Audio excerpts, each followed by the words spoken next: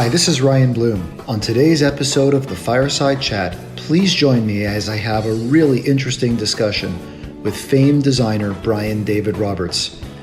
In our great discussion, he'll be telling us a lot about living, working, and designing in the Pacific Northwest, focused around Seattle, how he and his wife Virginia, who happens to be a photographic genius who understands light and color and texture, have worked together as cohorts in life and collaborators in business.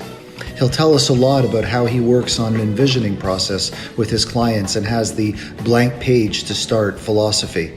And most importantly, how incorporating light flow into his work, into kitchens, and now into outdoors as he establishes the kitchen as the modern family room. Enjoy. Welcome to the Fireside Chat. Since I did my homework and research before our time today, I was really interested in what you've done with.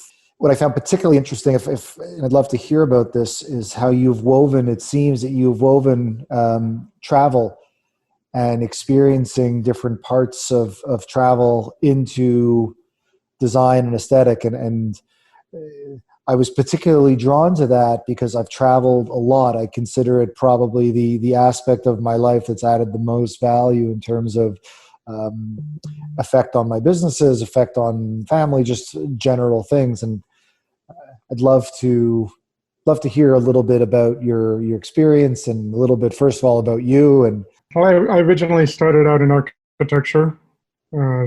Since I was 12 years old, I wanted to be an architect. And I actually went around with my dad and talked to a couple of architects and asked them, what do I need to do?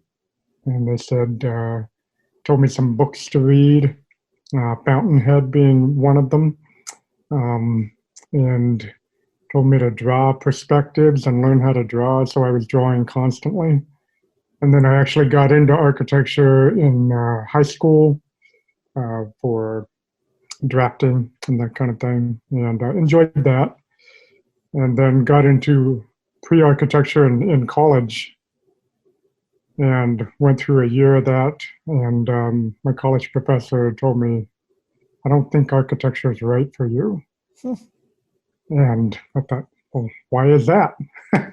And he said that I would be a draftsman for the first 10 to 12 years of my career, drafting other people's designs before I became a partner.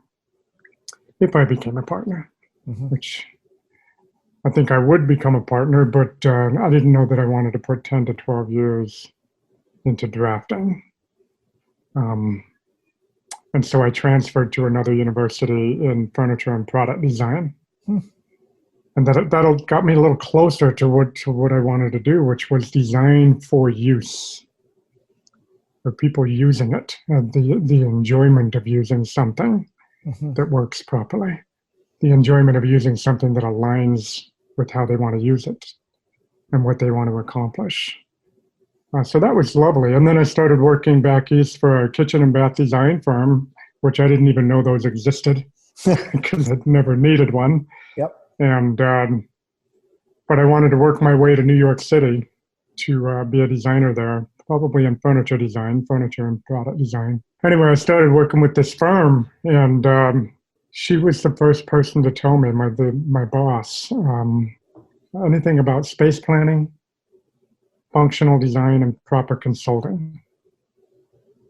And those are my terms given to what she taught me. And it was amazing. That's what opened my eyes and said, that's what I thought architecture was. And so I kind of went back that direction, wanting to design homes for the use of a particular family. And so that involves space planning, functional design, and proper consulting.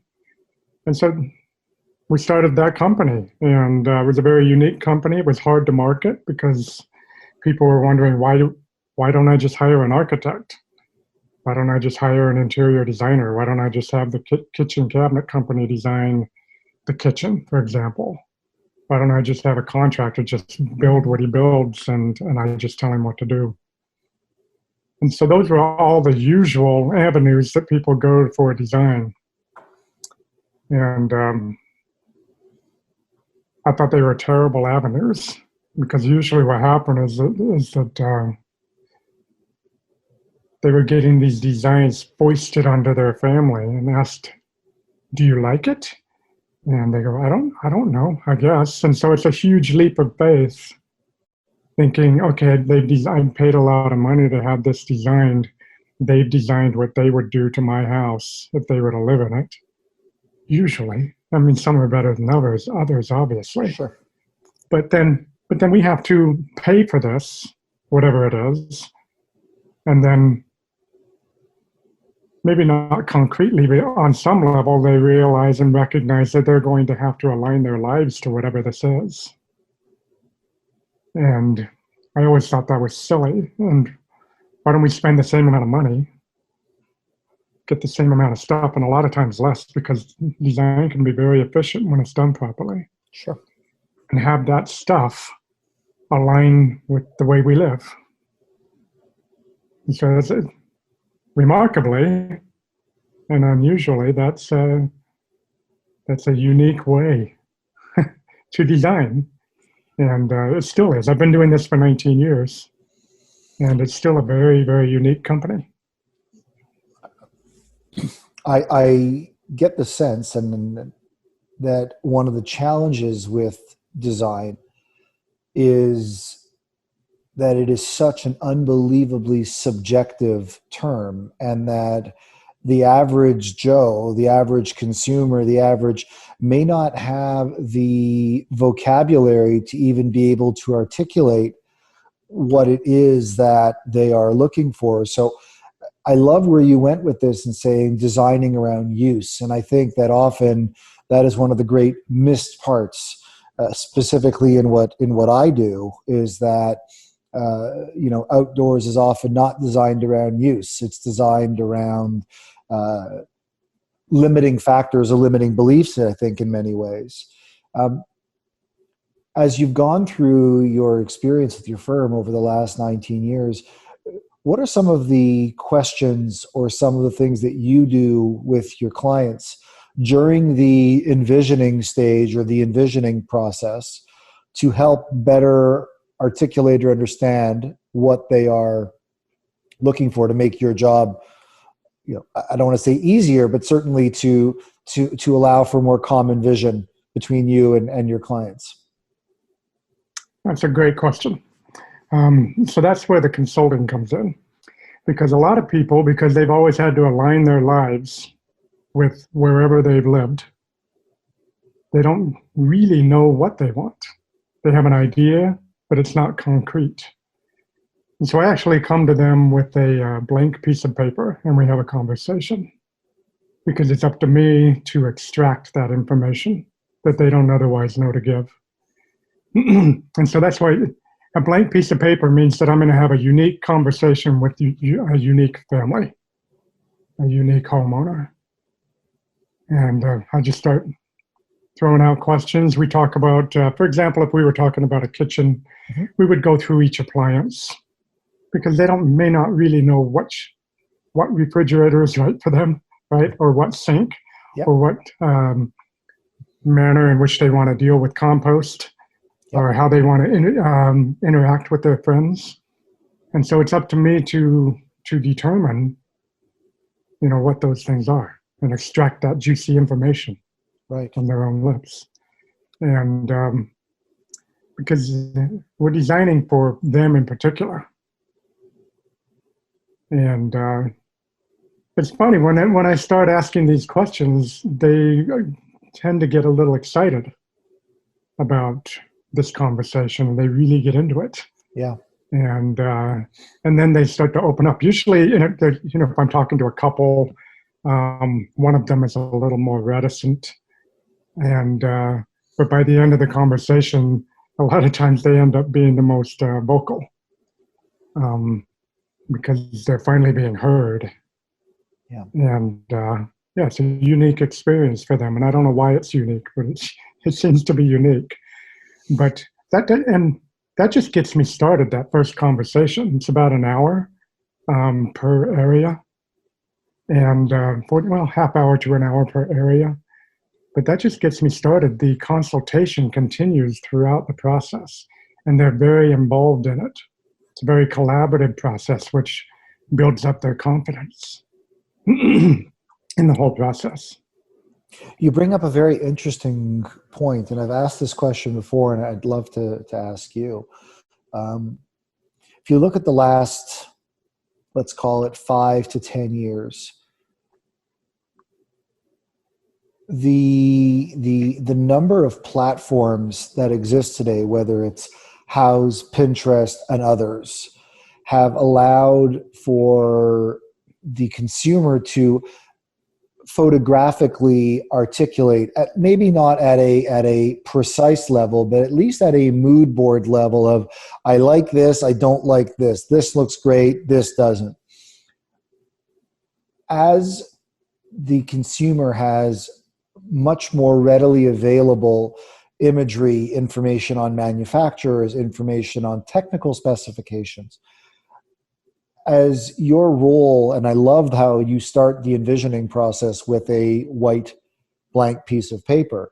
And prior to my urban bonfire days, I was involved for 7 years in international mixed-use real estate development. And what you're basically describing is we used to do charrettes with, in certain cases, hundreds of stakeholders, from business owners to local government to architects to wayfinding consultants to urban plan, the whole host of it. And we started like you did with a white piece of paper, really trying to understand or really trying to reach what is common vision, what is the identity of what this place is supposed to be. We can figure out the windows and whether, we can figure out those minutia later if we have a line common vision. Right. In your specific role, do you find that the Houzz, the Pinterest, the access that people now have to help them articulate is more helpful, or is it more of a hindrance to your expression of creativity and value add to your clients? I think it's more helpful to the client. There are times when I come to a client and they've already worked with some people and they didn't really know what it was. They weren't confident about it. And so they were looking for something, they found me. And then they start to get excited when they work with us. But I can look at those things and I can see them, but it doesn't necessarily affect what I do for them. So they can be looking at all these different pictures and photos and say, I like this and I like this and I like this. It doesn't really affect what we do together, but it does allow them to articulate it in some way by just sending photos to me. But we need to get to the bottom of why they really like that photo. Is it the color? Is it the feel? Because they may not know. They may say, "Oh, I like that particular color of wood." But is it deeper than that, or is it just that simple? But so I do have clients that will send me photos that they've gathered, and I look at them to try to see a common thread on what they're looking for, because it may just be a feeling. They like the feeling of that space, because many times they'll send me things, and the cabinets are different colors. For kitchen example, or living room where the couches are different colors, they're different. From different manufacturers and different window setups, and trying to get a common thread on what are you looking for here? What is it that excites you about this grouping of information? And so I try to help them articulate that. And having spent time in New York, for example, and now that you're in Seattle and Pacific Northwest, aside from the beautiful backdrop that exists in the Pacific Northwest in terms of just the sheer beauty of the landscape, and it's interesting. One of our urban bonfires' biggest and most successful markets is British Columbia, which shares very similar topography, very similar weather, climate, those types of things as you do.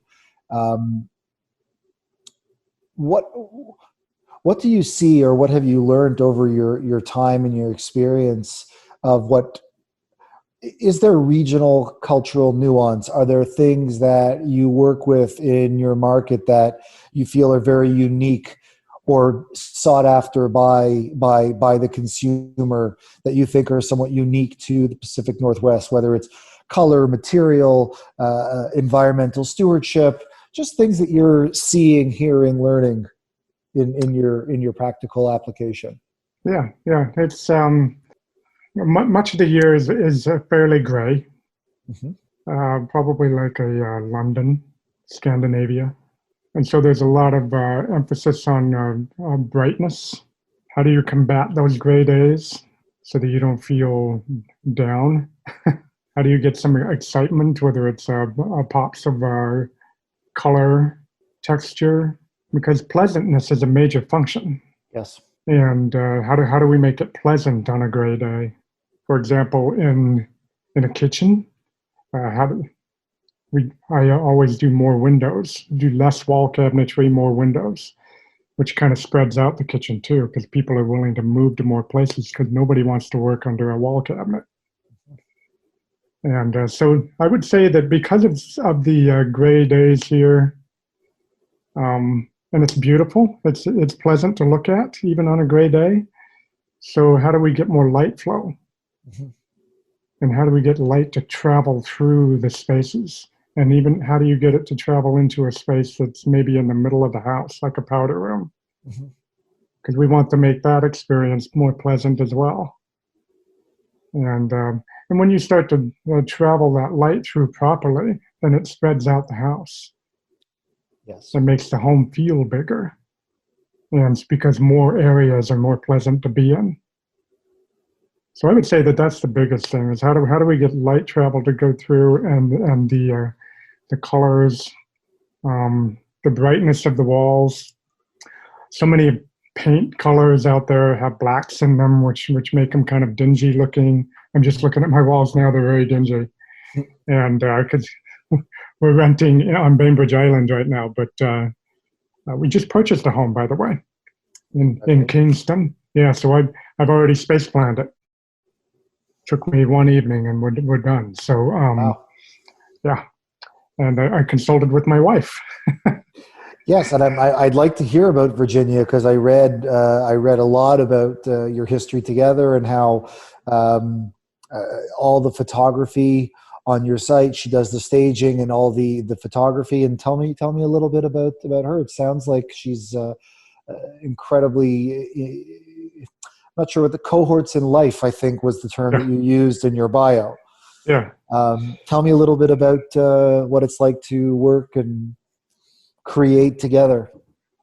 Oh, it's Because my lovely, wife, my and wife is a yoga teacher and couldn't be further from what I do. I mean, yeah, we are definitely in a life cohort, but certainly not on a professional level. right, yeah. So it has been interesting. Fortunately, we get along extremely well.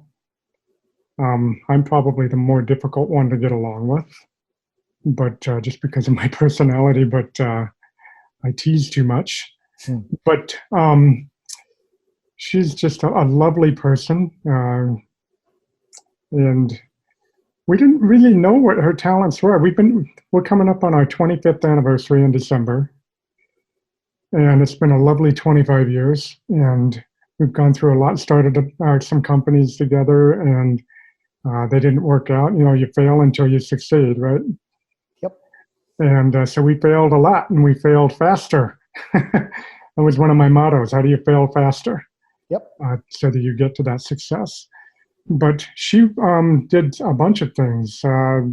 She was an esthetician for a bunch of years, and never quite satisfied with it. And then she worked her way up to be a vice president in an international skincare company, and was doing really well there. And then one day she said, "I want to be a photographer." And this was not a terribly great time. It was 2009. Okay.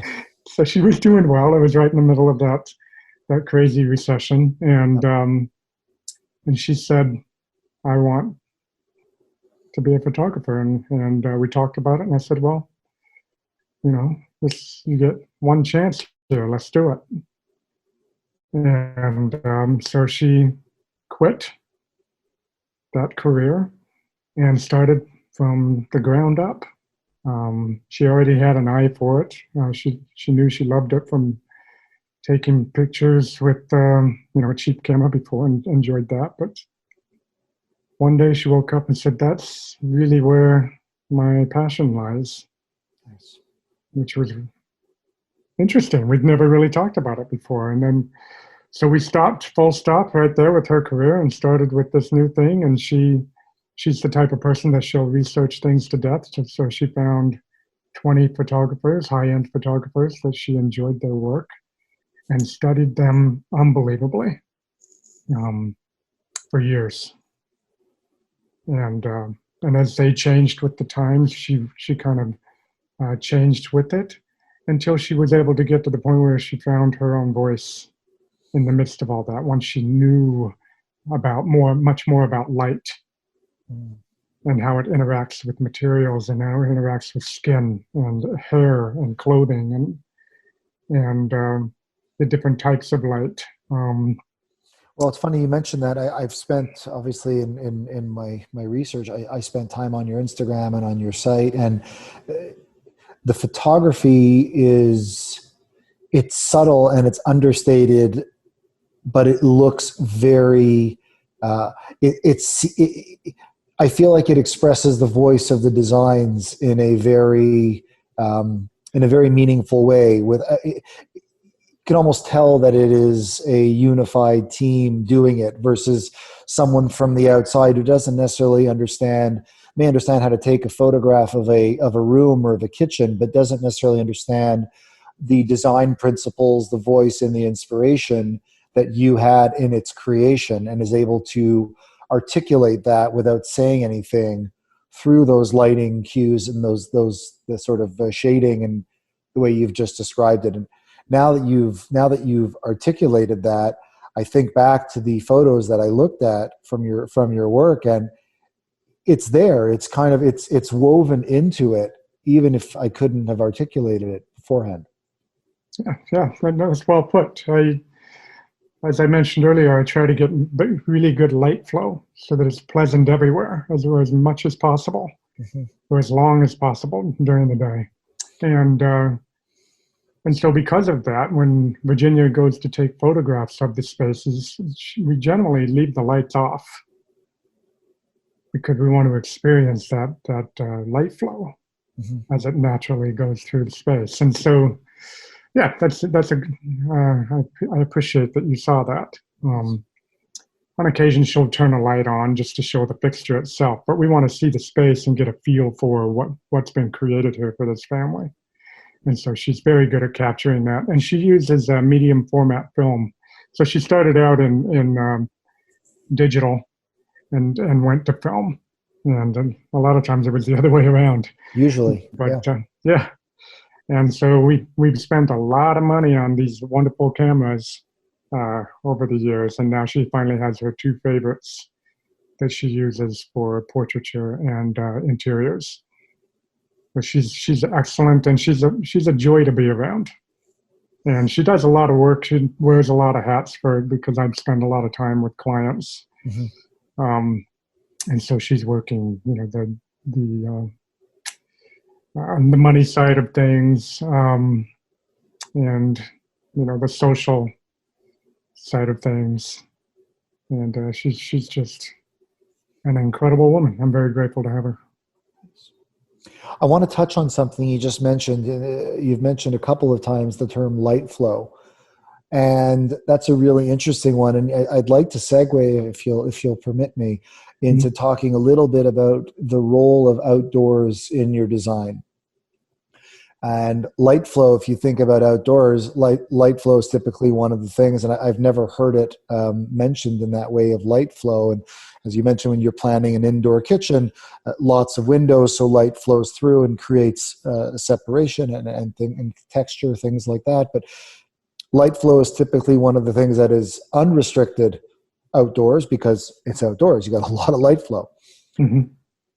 In your experience, and since you've been doing this for so long and working with clients from that blank page, as you put it, have you seen over the last several years, 5, 10, a different level of thoughtfulness, investment, where the outdoors is more important than it might have been 10 or 15 years ago?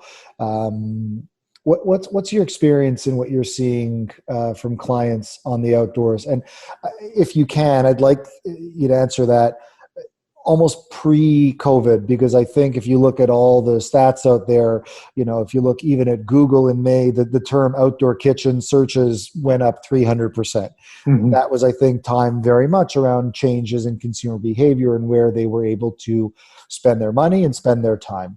But even prior to COVID and the shifts that has made, what are you seeing in your practice and in your area as it relates to outdoors? I'd love to hear about that. Oh, sure. Yeah.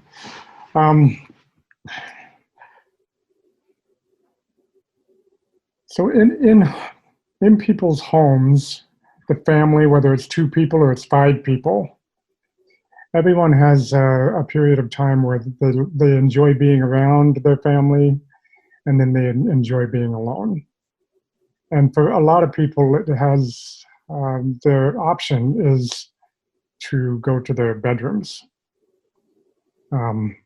which during the day or before you're tired, before you're ready to go to sleep, being around the bed isn't necessarily where they want to be, but it's their escape for a period of time. And whether it's for meditation or reading or just getting away from people yelling about the game, right? Just having a place to go. And for other people, it would be, I'm going to go take a bath or something like that. So if you can expand your living space into the outdoor arena, then that's a lovely place to go when you want to escape. Yes. And I think escape is too strong of a word. It's just maybe to reinvigorate oneself, by ruminating in your own thoughts and doing something quietly that you enjoy. But so outdoor space, I think, is crucial, and if you can get it. So for a lot of people, it would be the basement. They have basements, but it feels like a basement, and they throw a bunch of can lights down there, and then it feels like Dracula's basement, right? Because the ceilings don't get lit, and the top 20% of the walls don't get lit, so it feels like his castle. It's terrible, and so nobody wants to go down there. But if you make that all pleasant, then you've expanded it there, and people have a place to go. But I think outdoors is especially wonderful because of that light flow that you mentioned. Yeah. And watching the waning of the light and the ebbing and waning of the light. And I think that's a wonderful meditative experience. And so creating, some people want to get, I've had a lot of clients say, I want to be able to bring the outdoors in more. I just want to, what do they call those, telescoping doors that open up? Sure. So that the outdoors feels like a part of the house when I open them up. And you can't do that in every climate. Right. You can do it here to a large extent because it doesn't get terribly cold. It does get rainy. Yep. But then it's a matter of how do we create if I come out there and for example, here in Seattle, I've got to have a roof so that I can go out there and enjoy the sounds of the rain and but not get wet, be protected. But then when you do that, it cuts off light. It does. Right. So how do we do that? And the main way to do it is to create more window within the space too. And it doesn't necessarily have to be a view. It can be light. Yes. Some people they're looking at their kitchen sink to their neighbor, and their neighbor's looking at them, and they go, "Gosh, I like this light here, but we're looking at each other, it's not that comfortable. Yeah. And so we'll create a window that's still there, but it's higher up. It's maybe 18 inches tall, but it's higher up. Now when I'm at the sink, I still have all that light right there, but now I'm looking at the tops of trees and sky. Because really it's about the light and or the view. I agree. And the flip side, if I can, I think you're absolutely right about that very, I think you said that meditative place, that meditative space. And I imagine that is the case for a lot of people. I would also submit that I believe it is a place that it creates a platform for people to create very special memories. And I think that's one of the things, if you look at kids, and the big discussion today on children that they're inside playing video games or they're on their phones and they're less creative. And the typical joke is, well, how come my kids don't go outside and like build a fort? We did when we were kids. Mm-hmm. And I think a lot of that has to do with physical environment. Being outdoors, you're almost forced, unless you're playing a specific game, you're throwing a ball or a frisbee or whatever it is, if you're just let to roam free, there is an inherent requirement for kids to get creative and create games or activities or spaces. And I think a lot of that, a lot of the special memories that are created in outdoor environments, whether it's 4th of July picnic or Thanksgiving, whatever it may be in people's lives. Mm-hmm. What inspired me to start Urban Bonfire was the experience of growing up around a campfire at our summer cottage, and just remembering they were just simply the most joyous times of my life. And that's really what it was about for us, is that it allows for a secondary space, whether you're into cooking or not, it doesn't matter. It allows for a secondary platform for people to enjoy and experience and to make memories in. Right. So, I'm glad. I think that I'll make a statement, and I'd like you, versus a question, I'd like you to tell me if you think I'm right or wrong. But I think that we're seeing the the interior design professional who for a very long time didn't necessarily go beyond the patio door or wall. That was the landscaper's domain. I sort of stopped.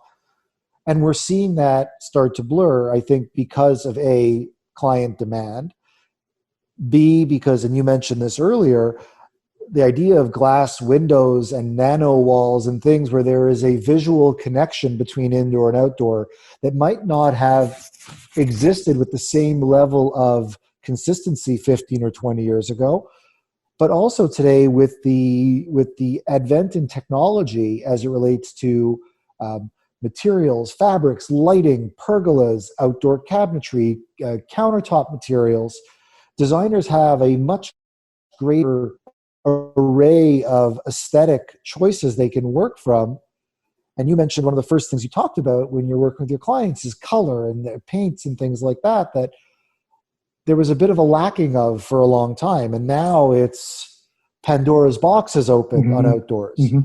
Is that allowing you as a design professional or within your industry to look at the outdoors differently because you have a lot more options you can work with without feeling you have to compromise on design and taste and aesthetic? Yeah, so it's a long question, which I apologize. Yeah, that's all right.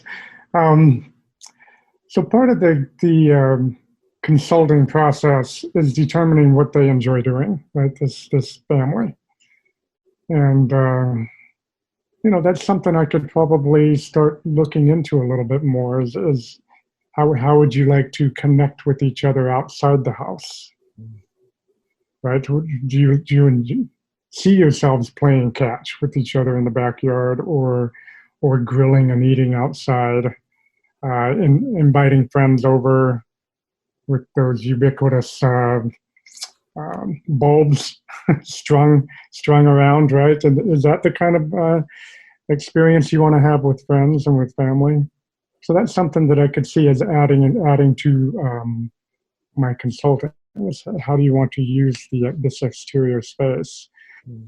Um, I love it when people have kids and they say this particular kid likes to enjoys helping me in the kitchen, for example. I love hearing that because design is very psychological, because people generally will tend to do what they do given a certain environment, right? And if the kitchen, which is the modern family room, is designed properly, then that connective experience can happen. So inevitably, one of the kids wants, or all of the kids want to come in and help chop a carrot, right? To help. And usually what happens is that they have to go in an area where they're underfoot. And because they're kind of underfoot, there's a tiny bit of anxiety there, right? The kid feels it. They feel like I'm in the way, and I'm just gonna. And then it gets to the point where they say, "Well, I would rather do something else," and so that connective experience is lost. Yeah. And the adult, the parent feels a little bit of the anxiety because I'm having to work around this with, and do things a little differently. And it's not like you don't want them there. It's just that little bit of anxiety is unnecessary. How do we create so that it works properly for that experience? And how do we get people to connect when kids are doing homework, right, or working on a project that they enjoy, and dad is in there cooking and prepping? How do we get that to happen? And then when guests come over, usually they have to sit at a table nearby, right? Yep. But that's at a different level than you're working on. So if I'm working on the countertop and they're sitting at a table, they won't sit there very long because they're at a different level, right? They feel like the pupil and I'm the teacher. They didn't come over for that experience. Well, They will whenever you're stand having up. a dinner party, right, and you're running Yeah. behind and the guests arrive and you're like, oh shit, Yeah. I haven't checked yet and I gotta go Yeah. run it. But where does everybody congregate and everyone's like right on you in the kitchen, right? It's just the Yeah, way they're we behave. leaning. Yeah, they're leaning on your level. They lean on the level that you're working on, You're absolutely right. right? And so, how do we create that seating experience where people will sit? And so, a lot of my designs have a wooden end of the island that's brought up to the same level as the countertop, and it's the same width. Well, now it's serving a couple of purposes because it is island until you want to use it as seating. And then when someone comes over or one of your children wants to work on a project or homework, they will sit there because they're on the same level that you're working on. And so now it's very, very connected. There's a lot of psychology involved.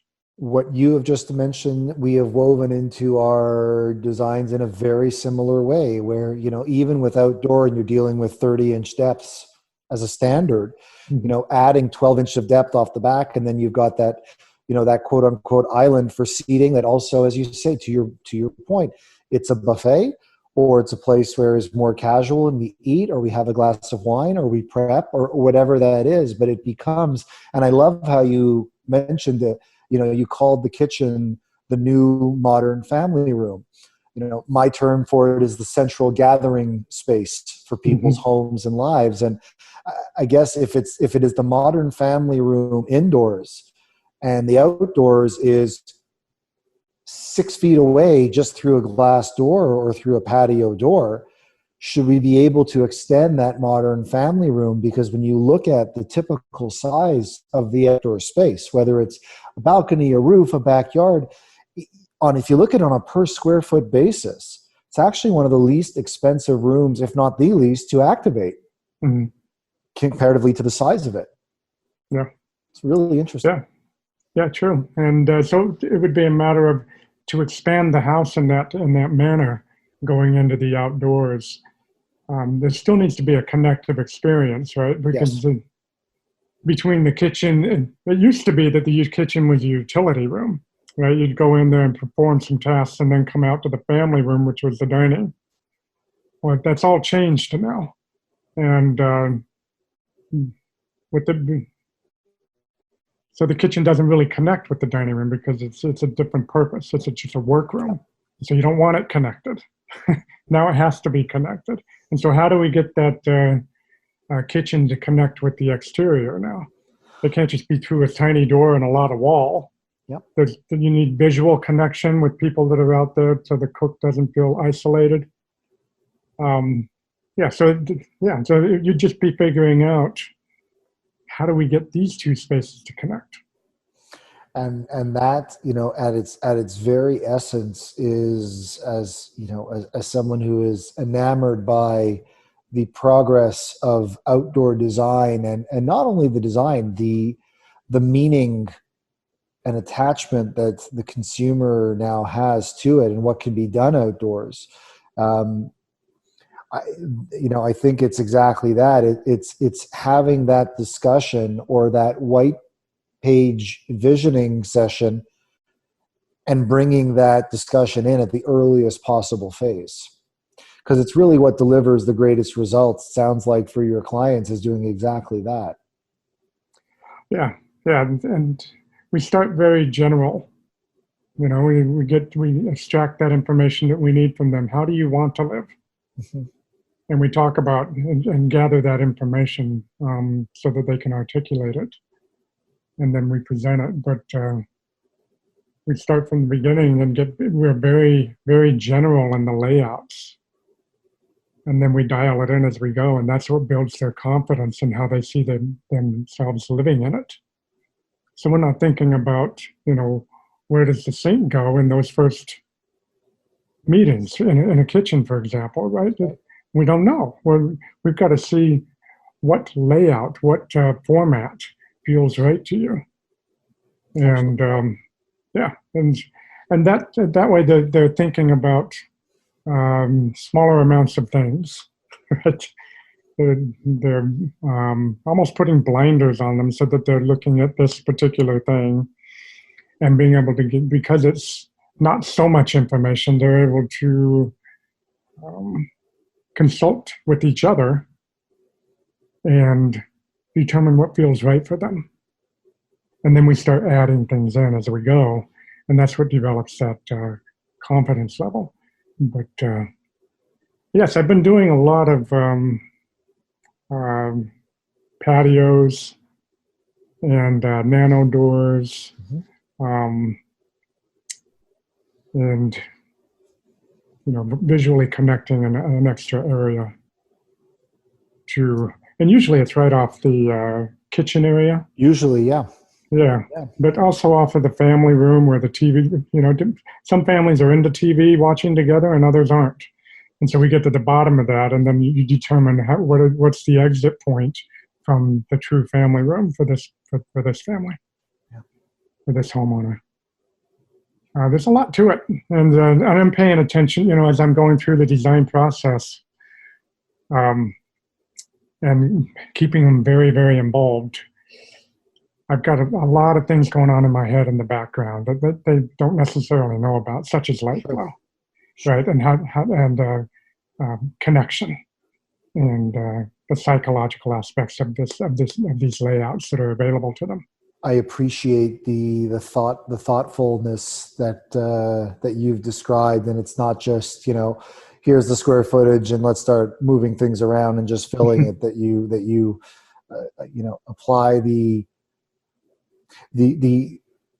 envisioning part is really quite amazing, and it sounds like you get the most for your clients, and also probably, I imagine, the most redeeming work for yourself, because it is a truer expression of your creativity and the consulting that you do versus just playing around with CAD blocks and just filling space.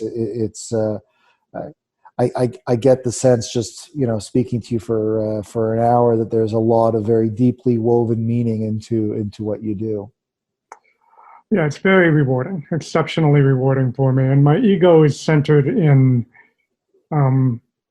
clients that are thrilled with their spaces and just are enjoying the experience from then on out, rather than usually the ego is this is what I've done for you, do it. Right. And but yes, I enjoy it very, very much. I enjoy engendering very competent clients, so that as they move forward into the build out process, they know exactly what they want and why. Unbiased information is very important to them to make confident choices, but their confidence level is the most important thing to me. Well, I will continue to follow you on Instagram and continue to follow your work. I want to thank you very much for investing your time today. I've enjoyed the conversation very much.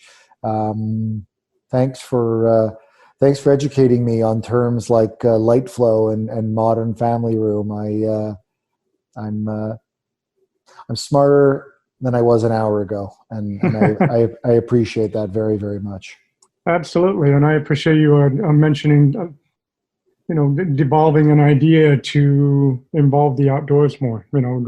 How would you like to live outdoors? I think that's a good part of the conversation I could add with every client. And we've added value to each other today, and that's always what the goal of this relationship is. So wonderful. Brian, it was a pleasure talking to you. Thank you very much for your time. I wish you and your family continued health and safety through this pandemic, and look forward to speaking to you again very soon. Likewise, in every way, I appreciate it. Thanks for joining us on today's episode of the Fireside Chat with Seattle-based designer Brian David Roberts. I hope you enjoyed the episode as much as I did recording it. In the future, please join us on our Fireside Chat podcast series. Join us on our YouTube channel, LinkedIn, and of course on Instagram @Urban Bonfire. Until next time, thanks for joining, and we'd love to hear from you. If you have comments, feedback, or an idea for a future episode, we'd love to know. Please reach out. Thanks.